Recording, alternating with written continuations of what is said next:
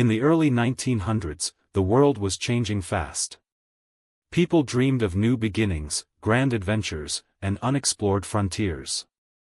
And then came RMS Titanic, the grandest ship mankind had ever seen.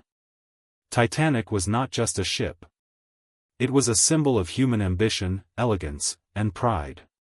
On April 10, 1912, Titanic left the port of Southampton.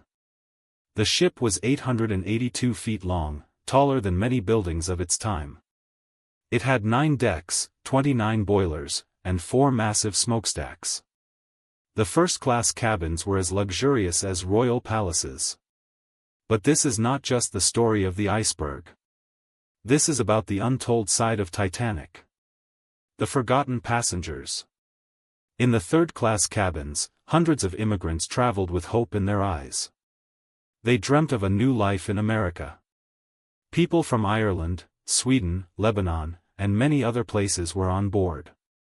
One such passenger was Mr. Hassan from Lebanon, who had a small notebook in his pocket. It contained his grandfather's poetry, written in Arabic, poems about the sea and stars. He planned to start a small coffee shop in New York and share his grandfather's stories with people there. Another passenger was Miss Bridget Driscoll from Ireland, who carried her grandmother's rosary beads. She whispered soft prayers every night in her bunk bed, not knowing what awaited her. The animals on Titanic. Few people know, Titanic carried dogs, cats, chickens, and even canaries. There was a famous dog named Sun Yat-sen, a Pekingese owned by a wealthy family. In first class, a woman named Margaret Hayes had her Pomeranian dog with her.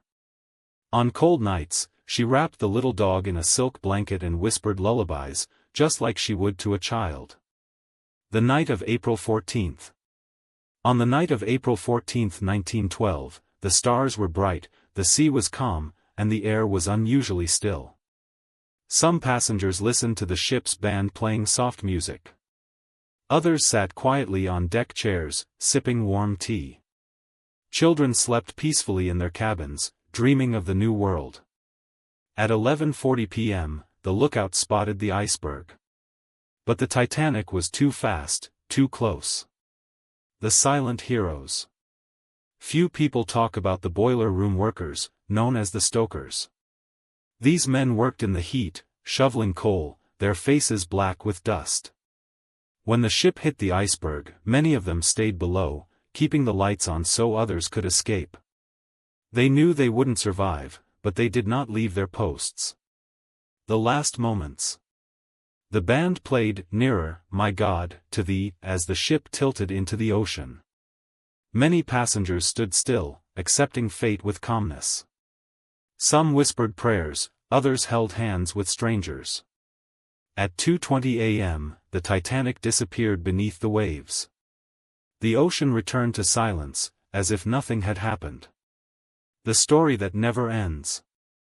Today, more than a century later, the story of Titanic continues. But there are many untold moments.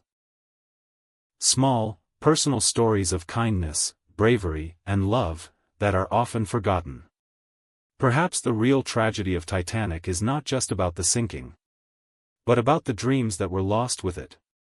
And the peaceful, quiet moments before the end, when the stars still shined and the sea was still calm.